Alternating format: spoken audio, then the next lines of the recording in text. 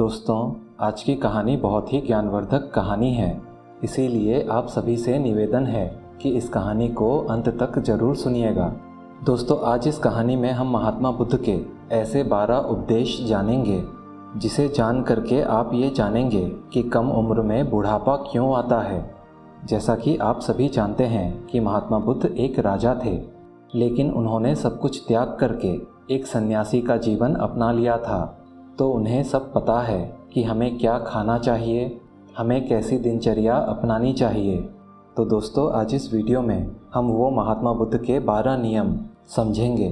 सभी से निवेदन है कि पूरी कहानी को ध्यान से अवश्य सुनें और उन 12 नियमों को सुन करके अपने जीवन में उतार लीजिए। अगर आप इन 12 बातों को अपने जीवन में उतार लेते हैं तो ये निश्चित है कि आपको कोई बीमारी नहीं होगी और आपको कभी बुढ़ापा छू ही नहीं पाएगा। आइए दोस्तों, शुरू करते हैं। एक समय की बात है, एक राज्य में वीरसेन नाम का एक राजा रहता था। राजा बहुत दयालु, दयावान और न्यायप्रिय राजा थे। उनके 2 रानियां थीं। उनके दोनों रानियां अति सुंदर और राजा के स्वभाव पर गए थे। राजा वीरसेन वो इतने न्यायप्रिय राजा थे कि उनकी प्रजा कभी दुख का सामना करते ही नहीं थे, क्योंकि राजा ने अपने मंत्रिमंडल में 9 ऐसे मंत्रियों का गठन किया था जिनको अलग अलग जिम्मेदारी सौंपी गई थी। तुम प्रजा के खान पान का ध्यान रखोगे। सबको राजा ने अलग अलग काम में बांट दिया था कि तुम्हें ये देखना है, तुम्हें वो देखना है, और उनका सख्त हिदायत था कि कोई भी अपने काम में लापरवाही नहीं करेगा। इसीलिए उनकी सभा में जो मंत्रिमंडल के लोग थे वे बहुत ही ईमानदारी से काम करते थे। राजा का फरमान था कि हर हफ्ते एक सभा लगेगी और उस सभा में वे लोगों के दुखों का निवारण करेंगे। ऐसे ही एक दिन सभा चल रही थी। उसी सभा में एक किसान और उसकी पत्नी आते हैं और कहते हैं, महाराज, आज हमारे समक्ष एक बहुत बड़ी समस्या है, कृपया आप हमारी समस्या का निवारण कीजिए। महाराज बोलते हैं, क्या बात है, बताओ अपनी समस्या। किसान कहता है, मेरे 2 बेटे हैं और उनकी उम्र अभी बहुत ही कम है।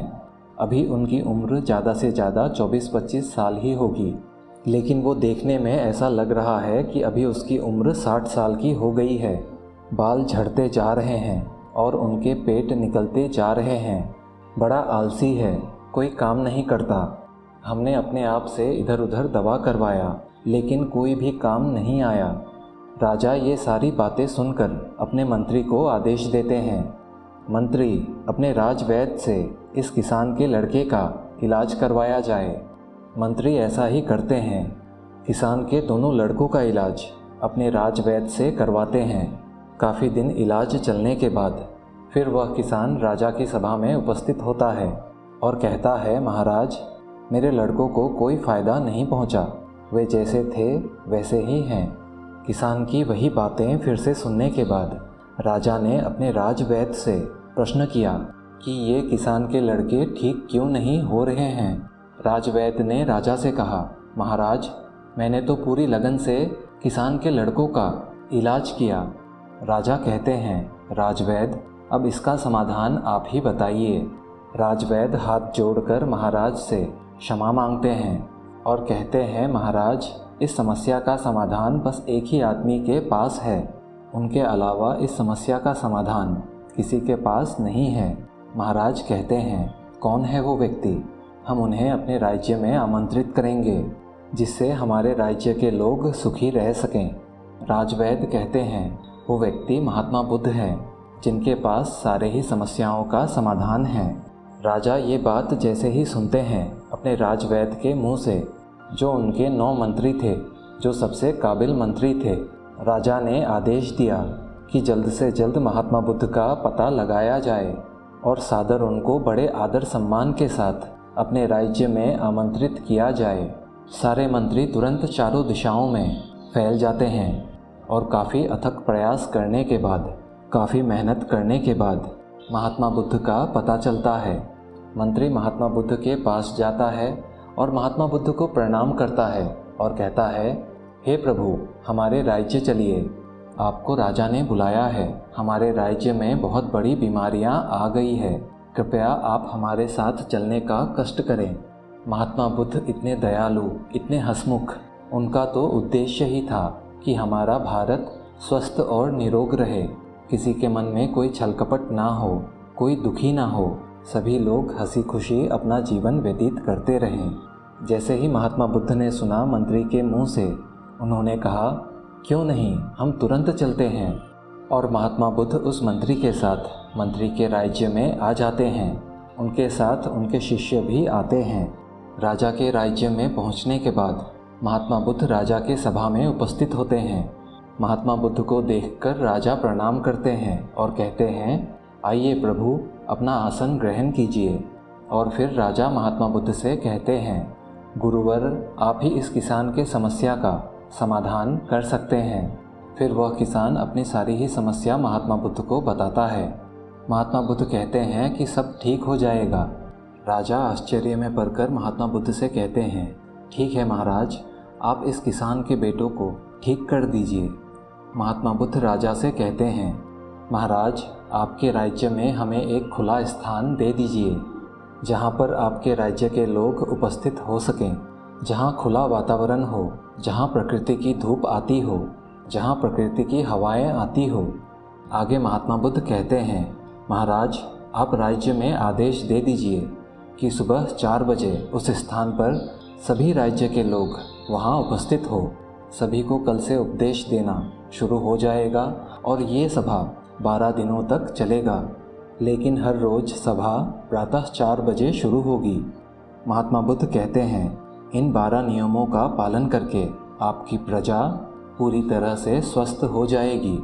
राजा महात्मा बुद्ध की ये बातें सुनकर बड़े ही प्रसन्न होते हैं। सिर्फ 12 दिनों में मेरी सारी प्रजा स्वस्थ हो जाएगी। राजा ने महात्मा बुद्ध के कहे अनुसार अपने राज्य के लोगों को आदेश दिया कि सभी महात्मा बुद्ध की सभा में सुबह 4 बजे उपस्थित होंगे। जो उपस्थित नहीं होगा उसे दंड दिया जाएगा। राजा के पास बहुत अच्छी अच्छी जगहें थी, उन्हीं में से एक जगह को निर्धारित किया। तो दूसरे दिन महात्मा बुद्ध सुबह 4 बजे उस स्थान पर पहुंच जाते हैं और राज्य के सभी लोग भी वहां पहुंचते हैं। फिर वहां पर महात्मा बुद्ध अपना पहला उपदेश बताते हैं। महात्मा बुद्ध कहते हैं, कल से पूरे राज्य के लोग सुबह 4 बजे उठेंगे। ये 4 बजे का जो समय है, ये ब्रह्म मुहूर्त का समय है और इस समय उठने से हमारे अंदर सकारात्मक ऊर्जा आती है। दोस्तों, अगर आप ब्रह्म मुहूर्त के बारे में जानना चाहते हैं तो ऊपर दिए गए आई बटन पर क्लिक ज़रूर करें। आगे महात्मा बुद्ध कहते हैं कि सबको 4 बजे उठना ही है और उठने के बाद गुनगुना गर्म पानी पिएंगे। कल सुबह जब 4 बजे सब उठेंगे तो गुनगुना पानी पीकर ही यहाँ सभा में उपस्थित होंगे। इस नियम का जो पालन नहीं करेगा उसे आराम नहीं होगा। सभा में अन्य और ज्ञान की बातें करने के बाद सभा वहीं समाप्त करते हैं। फिर अगले दिन प्रातः 4 बजे सभी राज्य के लोग वहाँ फिर से उपस्थित होते हैं। महात्मा बुद्ध फिर कहते हैं, सुबह 4 बजे उठकर गुनगुना गर्म पानी पीने के बाद आप सभी को चलना है। सुबह उठकर चलने से हमारे स्वास्थ्य में बहुत अच्छा प्रभाव पड़ता है। हमारे अंदर जो भी सकारात्मक ऊर्जा है उसमें और भी वृद्धि होती है। तीसरे दिन के प्रातः सभा में महात्मा बुद्ध सभी राज्य के लोगों से पूछते हैं कि आप सभी को कैसा लग रहा है। सभी ने उत्तर दिया, गुरुवर, हम सभी को बहुत ही अच्छा महसूस हो रहा है। फिर महात्मा बुद्ध ने कहा कि अब सभी लोग योगा करेंगे। योगा आपको 40 से 45 मिनट तक करना है। अपने सामर्थ्य के अनुसार सब लोग योगा और प्राणायाम करेंगे। योगा प्राणायाम में 2 योगा प्राणायाम जरूर शामिल होगा। एक है कपालभाति, दूसरा है अनुलोम विलोम। गौतम बुद्ध के शिष्यों ने राज्य के लोगों को सिखा दिया कि अनुलोम विलोम, कपालभाति कैसे किया जाता है, साथ ही सूर्य प्राणायाम कैसे किया जाता है ये भी सिखाया। अगले दिन फिर सभा में सभी उपस्थित होते हैं। महात्मा बुद्ध कहते हैं कि अगला काम जो सब करेंगे वो है सारे लोग 300 ग्राम सेब खाएंगे। इससे ज़्यादा भी सेब खा सकते हैं, लेकिन कम से कम 300 ग्राम खाना ही है। ऐसे ही महात्मा बुद्ध अगला उपदेश देते हैं कि सेब खाने के बाद सबको दोपहर को रोटी खाना है। रोटी के साथ जो मौसम के अनुसार सब्जियां उपलब्ध होती हैं उन सब्जियों को खाना है। महात्मा बुद्ध कहते हैं कि अगर हम प्रकृति के अनुसार जो चीज़ उपलब्ध है उसी को खाएं तो हमारा शरीर स्वस्थ रहता है। ऐसे ही अगले सभा में जब सारे ही राज्य के लोग उपस्थित हुए तो महात्मा बुद्ध ने कहा कि खाने के 1 घंटे बाद हमें दही खाना है। दही खाने से हमारा खाना अच्छी तरह पच जाता है और इससे शरीर को अत्यधिक कष्ट नहीं करना पड़ता खाने को पचाने में। इसके बाद महात्मा बुद्ध अगली सभा में कहते हैं कि जब हम खाना खाते हैं उस वक्त हमें पानी बिल्कुल नहीं पीना चाहिए। अगर खाना गले में अटक जाए तो हल्का 1 घूंट हम पी सकते हैं। अगली सभा में जब राज्य के सभी लोग उपस्थित हुए तो महात्मा बुद्ध ने कहा कि सूर्य अस्त होने से पहले हमें अपने रात्रि का भोजन कर लेना चाहिए। इस तरह से भोजन करने से रात को सोने से पहले भोजन पच जाता है और जब आप सोते हैं तब आपके शरीर को बीमारियों से लड़ने की शक्ति मिलती है और इन्हीं बीमारियों से लड़कर आपका शरीर आपको स्वस्थ रखता है, आपके मन को प्रफुल्लित रखता है। रात में नींद नहीं आने का ये सबसे बड़ा कारण है कि हमारे खाने का समय बिल्कुल भी निर्धारित नहीं है।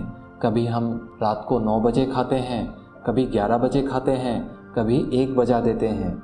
इस तरह से जो लोग खान पान करते हैं उनकी शरीर की दुर्दशा खराब होना तय है। फिर अगली सभा में महात्मा बुद्ध कहते हैं रात को सोने से पहले आपको दूध में हल्दी मिलाकर पीना है। ये हल्दी वाला दूध आपके सारी बीमारियों को नाश कर देगा। इतनी शक्ति होती है दूध और हल्दी में।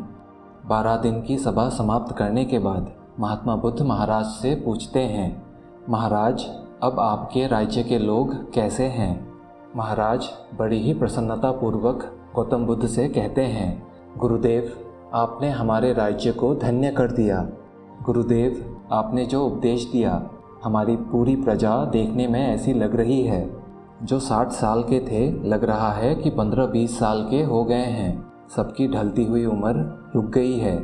सारे ही लोग रिष्ट पुष्ट हैं। सारे लोग बड़े ही प्रसन्न हैं। किसी को दवा की कोई आवश्यकता ही नहीं है। दोस्तों इन नियमों का अपने जीवन में पालन अवश्य करें। इन नियमों का पालन करके आप अपने जीवन में इतना ऊंचा उठ सकते हैं जिसकी आपने कल्पना भी नहीं की होगी। आशा करते हैं आप ये सारे नियमों का पालन अवश्य ही करेंगे। जानकारी अगर अच्छी लगी हो तो वीडियो को एक लाइक और अगर आप चैनल पे नए हैं तो चैनल को सब्सक्राइब अवश्य ही कर लीजिएगा। मिलते हैं अगले वीडियो में, तब तक के लिए धन्यवाद।